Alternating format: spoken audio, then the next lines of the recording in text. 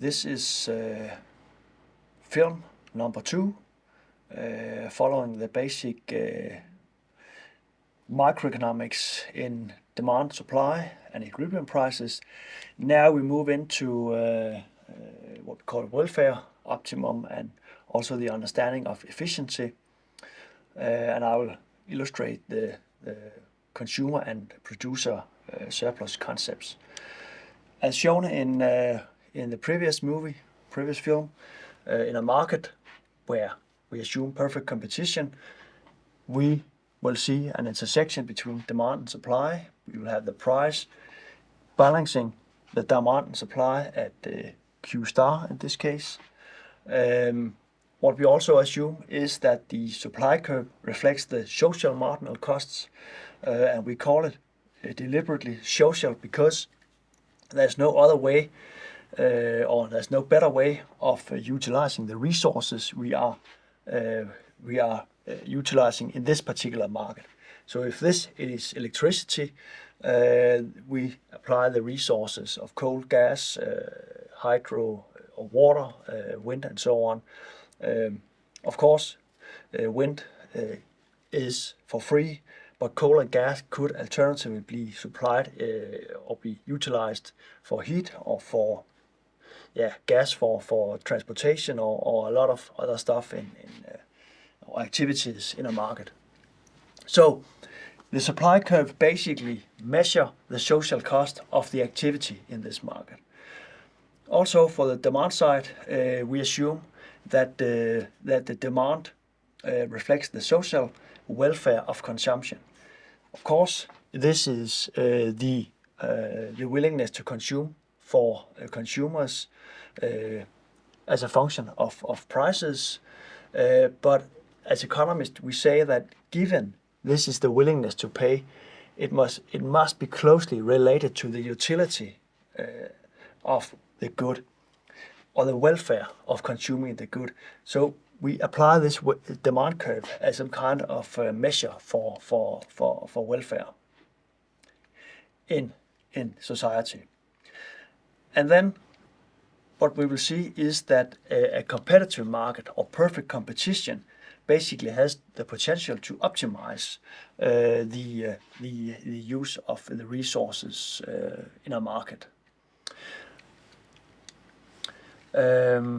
Firstly, we will move into the understanding of the two concepts, producer surplus and consumer surplus. Consumer surplus is defined as the area between the equilibrium price and the supply curve of the producer. So this is illustrated at area 2, which is the supply or the surplus of the producers, because producers has a revenue equal to the squared area here, 1 and 2, but the cost of supplying is only 1. That's why 2 is a surplus. Looking at the consumer side, which is let's say a bit more tricky to understand. As I said, the demand curve is basically a measure for welfare of the good consumed, but consumers are only paying the price of P star, and for that reason we can define the area 3 as the consumer surplus. It's a surplus basically because some consumers, for example, this consumer has this marginal willingness to pay for consumption, but pays only this price, which means that there must be some kind of a surplus. Of course, it's not a surplus we can look up in some kind of accounting, but it's a concept which is applied in many settings within economics, also in power system economics, because we believe, also it has been shown within economics, that individuals has different willingness to pay. So for that reason, we define the sum of 2 and 3 as the social surplus of this activity. It's a surplus because if we compare this with a situation where this market did not exist, for some reason, let's assume it's illegal for some reason, these activities will not take place, meaning that 2 and 3 would not be realized. And for that reason, we define 2 and 3 as the surplus of this activity in a market.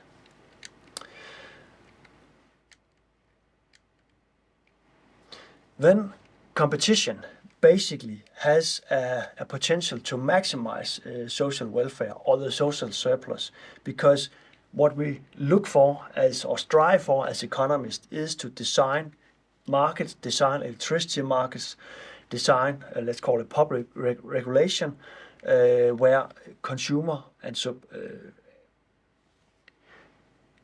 we strive for a situation where we would like to maximize social welfare, and competition has the potential to do so, because as we have illustrated in previous film, is that competition will end up in a situation with P star and Q star as the equilibrium. And now we can see from this picture, and it can also be showed by math, but for the sake of simplicity, we apply a picture. We can see that there's no other combination of prices and quantities that will increase the area of 2 and 3. So P star and Q star maximizes the area 2 and 3, meaning maximizes social surplus. And we define P star and Q star as a competitive equilibrium or a first best equilibrium, and we define this to be economic efficient, because, as I said, there's no other allocation of goods to consumers or no other way of producing the good that in total will increase this area. Now we can apply this concept of consumer and producer surplus in a small model of trading electricity between areas, because trade of goods in this situation, electricity, has for a long time been recognized by economists and others as, let's say, a welfare increasing activity. So it's a win-win situation, so to speak. And we can illustrate the gains in this small model of trading electricity. What we do here is that we define two market areas, without any trade between the two areas. This will be the equilibrium price in what we call the low price area, and this will be the equilibrium price in what we call the high price area. And the basic idea is to exchange electricity between the areas, and hereby we can decrease the cost of the expensive generators and increase the generation from the low cost generators, and hereby lower the total cost of generation. On the demand side, we can supply more electricity to consumers with high willingness to pay, of course, on the expense of consumers with a low willingness to pay. But in total, this will increase the consumer surplus, and this is also part of the gain side, so to speak. What happens if we allow for exchange between the two areas? Well, of course, this will increase the outtake of the power system in a low price area, and this can be illustrated by a movement of the demand curve to the right, just as we learned in the previous film. This will increase the price because now generators has to ramp up in this area. An increase in price means that consumers of this area will decrease consumption, because now the price is higher than the willingness to pay for these consumers. And the difference between what is consumed in the low price area and what is generated in the low price area is the export to the neighboring area. And this export can be illustrated as import in the other area, because electricity imported goes into the supply side in the importing area. Increased supply will decrease the price, and a decrease in price will increase consumption in high price area, but due to the decrease in price, some generators will go out of the market, for example gas generators, and the difference between what is generated in the high price area and what is consumed is exactly the import from the other area.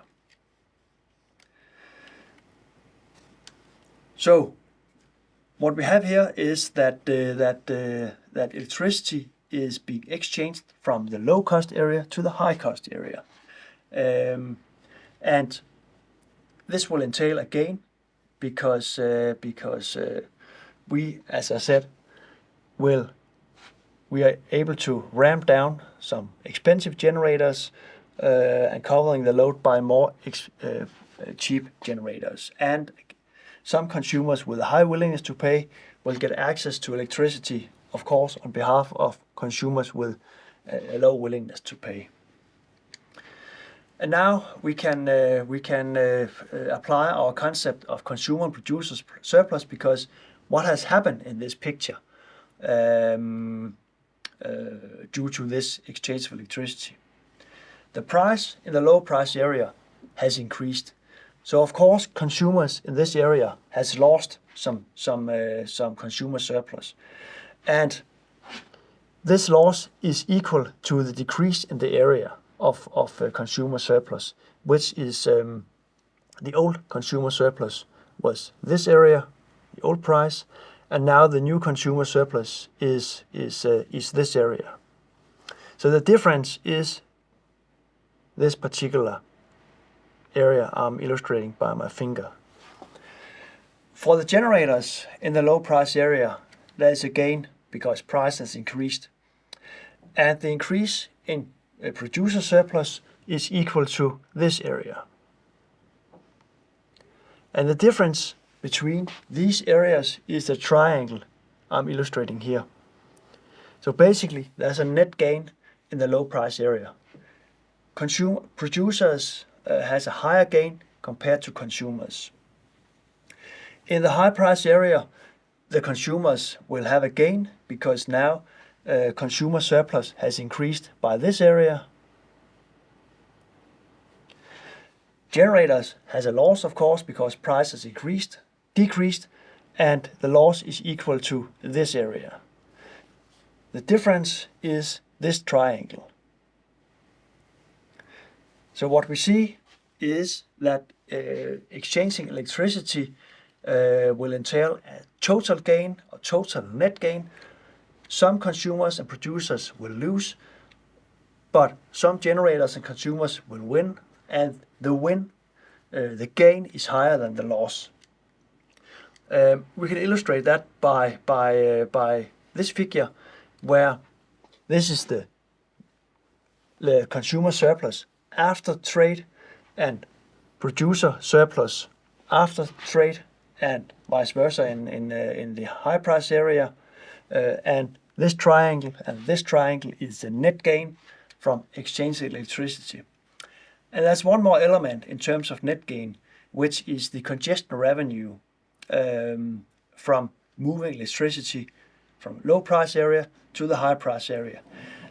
And this is a net gain because there's no loss as such matching this congestion revenue. So the total gain from trade is basically this area, and this area.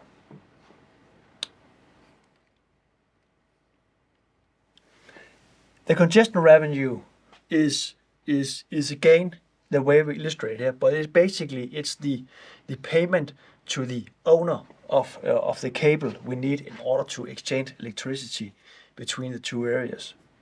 Seen from the market player's perspective, generators and consumers, of course this is a cost, but as in any other markets, to be able to transport or exchange goods between two different geographical areas, we need some kind of way of transporting it, and in most situations, this will entail a cost. So seen from the consumers and generator side, this is of course a cost. But looking at the total system and computing all kind of all the elements of a gain, we need to compute this as a gain together with the two triangles. That's all for now.